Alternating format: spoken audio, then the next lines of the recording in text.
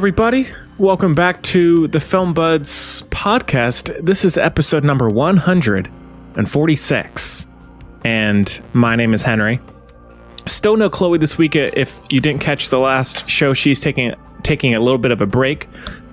However, for the third week in a row is Jacob Bowers. So Jacob, thanks for coming back on. Hey man, how's it going? Oh, it's not too bad. Wouldn't be much of a show if you were just talking by yourself. It would not be at all. So thanks again for joining us once again. This week we have a review of the South Korean horror film Gonjiam, Haunted Asylum from 2018, which is on Amazon Prime currently. Then we have a listener question concerning our pandemic viewing habits. And then, we have a pick of the week, all the usual stuff, good stuff all around. So, yeah, Jacob, how's life? How are you? It's really not much to say. It's okay. It's okay. I mean, one day maybe there will be something to say, but perhaps so. Perhaps now, week by week, they all blend together. Yeah, that's fair enough. Well, not a whole lot to say. There are some new Music Buds interviews if you have not caught those yet, so check those out, and there will be more coming soon as well, which is pretty exciting. So, all right, well, Jacob, I mean, I wish I had more to say. I've just been real busy with school and other things, so I don't have a whole lot exciting to mention. If you want, we can just jump right in. Let's do it. All right. Let's get right to it. Let's get into our review of Gonjiam, Haunted Asylum. And since this one is South Korean, we don't have a clip for it. But as we said, it was released in 2018. It is directed by Byum-sik Jung, and it stars Yoo Ji-yoon, Song Wook Lee, Yi Won Mun. Sorry about those names. The synopsis is: the crew of a horror web series travels to an abandoned asylum for a live broadcast. It soon encounters much more than expected as it moves deeper inside the nightmarish old building. Jacob, you brought this one up last week and we're just raving about it. So thanks again for bringing it up. Do you want to kick things off? Yeah. Where did I hear about this? I think I heard about this on Twitter or something. And so I went searching for it because, I've just been watching a lot of horror movies lately, and this one sounded pretty solid. So, and I do like partaking in foreign films, as much as I can. Sure. And appreciating the art and entertainment that comes out of other countries other than just America. Yeah. Our entertainment can be pretty droll at times. Mm-hmm. I don't know, something that immediately jumped out to me was the chemistry of this cast. I kind of felt like they were all like real people, instead of characters. And that's something that I think was hard to do, probably considering the juvenile setup.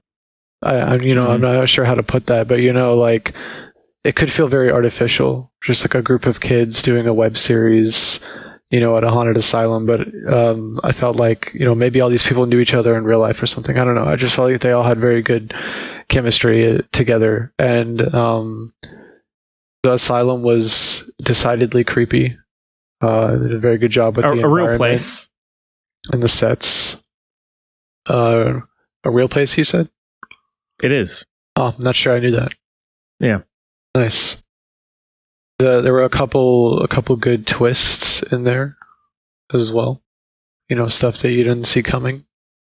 Some pretty legitimately freaky stuff at the end. Kind of ramps it up to 11. Yeah. It's not often that I'm impressed by a horror movie. Yeah. Yeah, solid. Yeah. I might have more to say, but what do you have to say? Well, I had not heard of this before you mentioned it, Jacob. I like I'm always curious about found footage films, although for the most part, most Western found footage films are terrible, aside from a few. I'm very surprised more people aren't talking about this movie. I don't think it's a masterpiece, but as far as found footage films go, it's pretty great. Yeah, it's directed really well, and and one thing I hadn't really thought of, that the chemistry is very good with the cast. I thought everyone was quite good, aside from maybe the guy who comes in, who's like the last one, who is, I guess he was kind of terrible at everything that was going on. You know who I'm talking about? Yeah. The guy, I didn't love his performance, but everybody else I thought was great, especially the girl with the leather jacket, the one who had been to other haunted locations. I thought she was excellent. Yeah. And I thought that the character arcs as well were interesting and switched things up a little bit in terms of what you would expect. I thought that it's rare that I have a movie where I'm like looking at it through the cracks in my fingers a little bit. Yeah. But towards the end of this movie, like the aesthetic, the lighting, the direction, there were moments where I was doing that, like enjoying it, loving it, but like still kind of fearful of what was going to happen next. And so that really worked for me. My only disappointment, I guess you can say, is that I kind of wish it tried to stay in reality through the whole thing. I find that it kind of goes off the rails a little bit too much towards the end. I like that in a way. I thought it pulled it off well. However, I thought it was kind of playing in reality for a while, and then suddenly it turns into like Paranormal Activity, or, you know, some of these like Blumhouse movies. That took a little bit out for me, but still very intense. Lots of good twists, as you said. And yeah, very, like, again, very surprised I had not heard of this movie beforehand.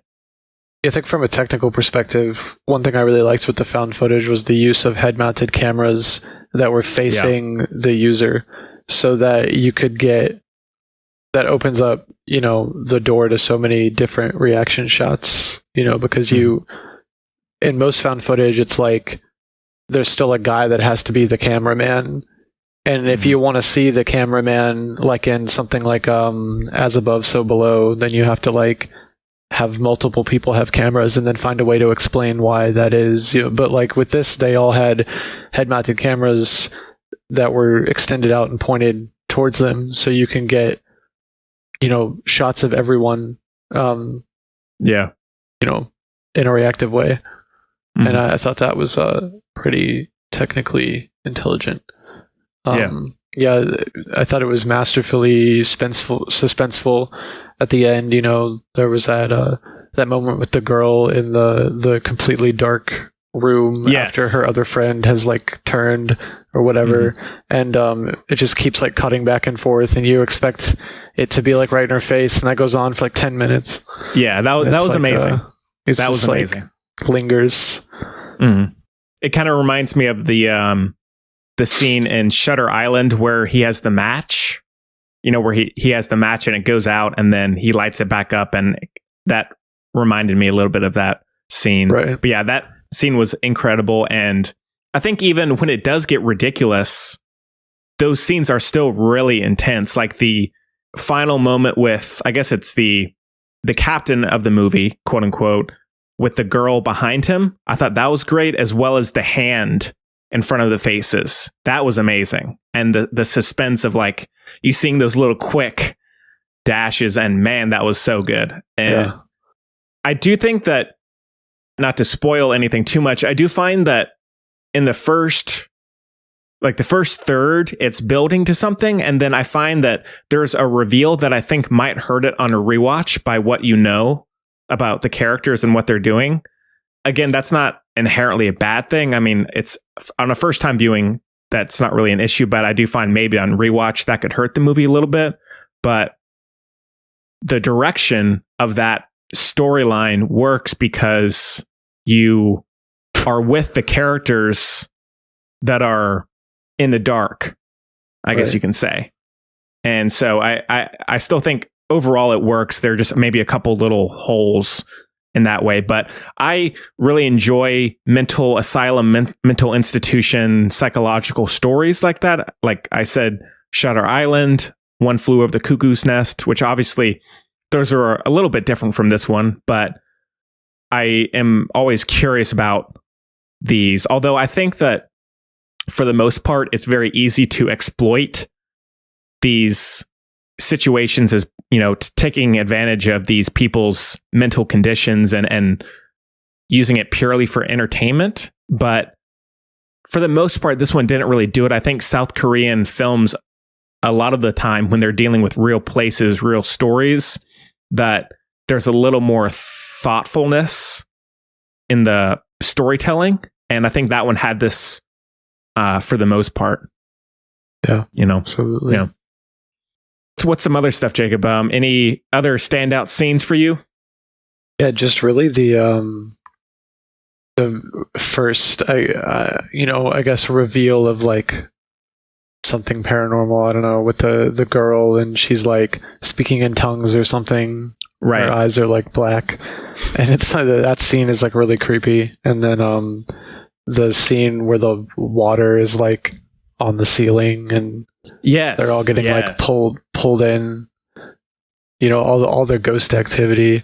But I think the movie has really good build up to that as well. They don't blow it too early with like ghosts and paranormal activity and all that. It's it's this slow build. This, I guess, I was reading a ton of reviews of this. Some people don't like it because they think it's they think it's like a laborious watch or it's slow or something. And I mean, I think some people just don't care for atmosphere.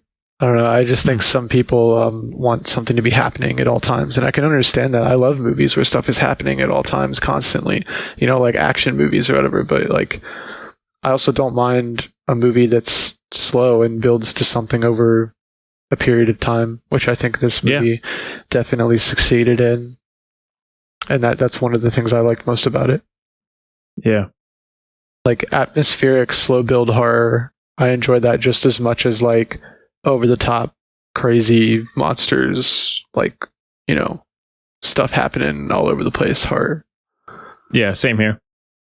I do find though that criticism, I don't know. I feel like there's a point where things move pretty quickly, and so I guess I can see certain parts of that movie people having an issue with it. But I do find that, considering the other found footage horror films like it, I find that they're pretty similar. But I mean, that's to each their own, I guess. As you said, I do like the scene with the girl with where her eyes are black, and even though it's over the top, it works, as a scene. And I did like the incorporation of the photos, which I guess kind of come along with that scene with the water on the ceiling. I thought how that was handled and directed was excellent. Also, in terms of the reality of it, I think that it does a fairly good job of setting up the storyline and the characters as being, you could see real people doing that, in the way that they did it. Like it makes sense. Like if someone was a, social media influencer, live streamer, whatever, I think that this is a fairly realistic take on how that would happen. And that's why I really liked all those scenes they provided at the beginning of them like celebrating in the bar, and that montage, that really happy montage of them like having fun and getting to know each other and then joking around and all that, because then that just leads you directly into the the ominous darkness. What's coming next. So it feels very subversive, I guess, at the beginning.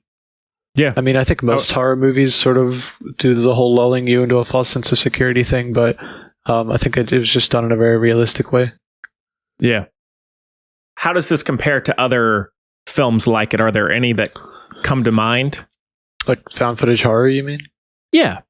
I don't know. I mean, like, I've seen quite a few, I guess. I've seen like Creep 2, Chronicle, Cloverfield, Blair Witch, the remake of Blair Witch.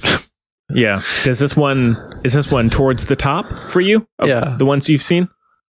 Yeah, I think it's definitely towards the top.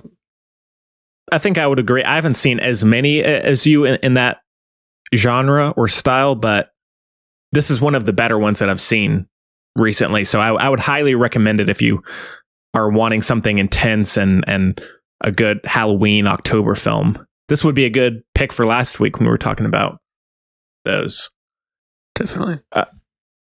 I think especially the lighting works really well because a lot of it is done from the POV flashlights from the cameras and all of that. And so there's this very small kind of iris of light.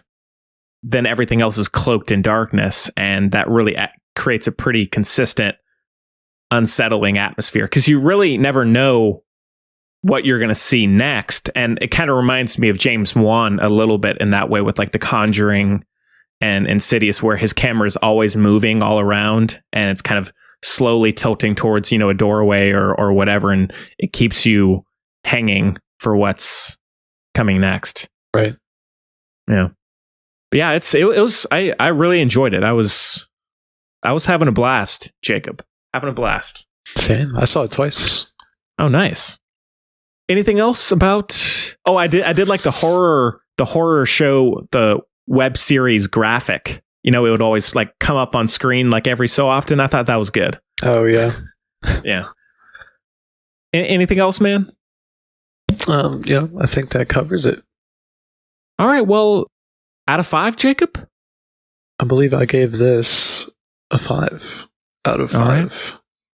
All right. I'll go heavy 4. Heavy 4 for me. All right. So, all right. Well, I guess we can move on to a listener question. So the Film Buds podcast at gmail.com is where you can reach us at. Also Facebook, Twitter, and Instagram at Film Buds. So please, if you're a new listener or if you've been listening for a while, please send us just a question, comment, whatever. We love hearing from people no matter what. So please send in your thoughts about things. The one we have this week is from Heart Rock on Twitter. They say, "Dear Film Buds, since the pandemic hit, have you been finding that you watch more heavier movies or lighter ones? Thanks for the cool times. Heart Rock." Well, thanks for the question, Heart Rock. Jacob, what have things been like for you in terms of like what you've been watching? Well, I guess you've been saying you've been watching a lot of horror movies recently. Yeah. I don't know why. I watch a lot of stuff with my friend. We get on like Zoom together, or Skype or Discord or something, and we usually watch stuff together. And I think horror movies are just really fun to watch with other people. So I guess that's why I've been watching a ton of that. I don't know, to answer that question specifically, I've been keeping it light. Keeping it light? I just, I'm watching a lot of comedies as well, just stuff that's easy to consume. When I just want to relax and have a good time, don't really want to think about what I'm watching. I have watched some heavy stuff, but I think being stuck inside all day, for the most part, I'm keeping it light, I would say. Yeah. Yeah. Yeah, I guess I'm about the same. There are days where I might feel very anxious or, stressed about something, worried, and I may occasionally watch something very intense just to kind of to relieve that a little bit. But I do find that as things get, closer to, big days coming up, I do find that stresses are high and moods are low in a lot of the time. And there have been moments recently where I've started watching something dark, like very dark, and I want to watch it. I'm like very interested in it, but then I get about 10 or 15 minutes in and I'm like, Jesus, like I need to I don't think I can handle this right now. So I think that I haven't been watching as many dark things recently. I've been rewatching Columbo, going through the Rockford Files with James Garner. And so those are both kind of escapist, fun, classic shows that I watch. And I would highly recommend those if you haven't checked them out. They're very relaxing and enjoyable. I'm with you, Jacob. I think for the most part, I've been keeping it light. I've been watching, sitcoms and other things just because, again, things are, it's a pandemic and it's not great. Of course. Yeah, I guess that might be about it. Any other things you want to mention, Jacob, about that? No. Cool. Do you see that Amazon Prime added a category called Welcome to the Blumhouse? I have seen that, yeah. I'm curious. It's pretty funny. Yeah. It's got to be the biggest collection of great and also really bad movies ever amassed. Yeah. It's pretty hit or miss with Blumhouse. Mm. Well, thanks for the question, Heart Rock. And again, the Film Buds podcast at gmail.com is where you can send us those thoughts. And please follow us on social media if you have not yet. And join our Patreon, patreon.com/thebuds. You can join for just $5 a month. And just goes to help support the show. I guess we can end off with our pick of the week. Jacob, what have you been watching? Oh gosh. Have I even watched anything this past week? The last thing I watched was Enola Holmes. Well, What about earlier in the year when you weren't on the show? And anything that comes to mind from the summer or early fall? Yeah, I know. I mentioned Class Action Park as a standout for sure. Gonjiam, which is why we were doing this today. Yeah, check out our review of that. It's this really bizarre movie with Paul Walker and what's her name? Paul Walker and Denise Richards from 1994 called Tammy and the T-Rex. And it's the most sounds great. It is a wild time. Denise Richards plays a girl. She's dating Paul Walker. They're in high school, and then an evil scientist kidnaps him and implants his brain into an animatronic T-Rex. And then it's a love story from there.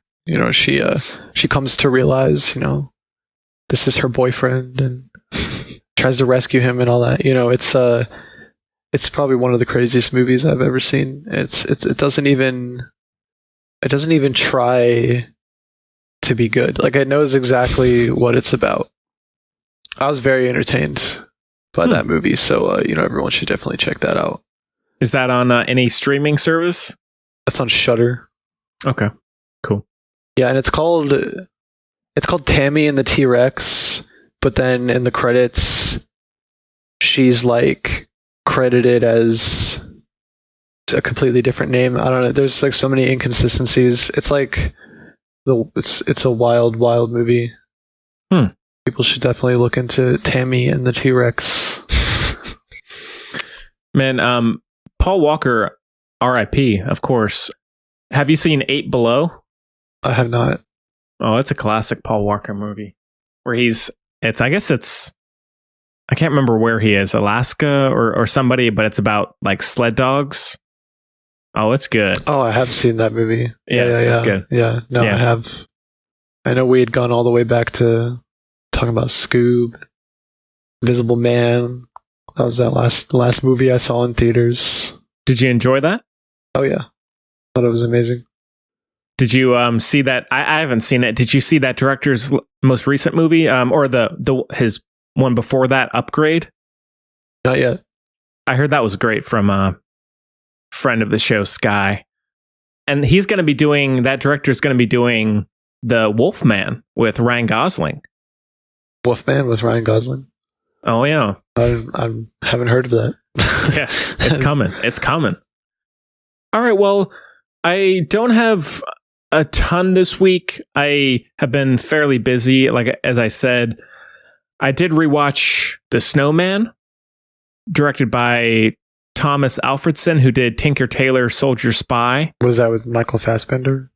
Yes, yeah. And Rebecca Ferguson. Now, this one had a lot of production issues. I think they were shooting in Norway where it's set, and they ran out of money, and they didn't have... It's not a good thing. Yeah, they couldn't find the funding, and so they literally could not finish certain parts of the filming. They had filmed the I guess the skeleton of the story, so it's not like it's lacking an ending or something, but they did run out of money, so there are parts of the movie that are choppy and just kind of incoherent and messy.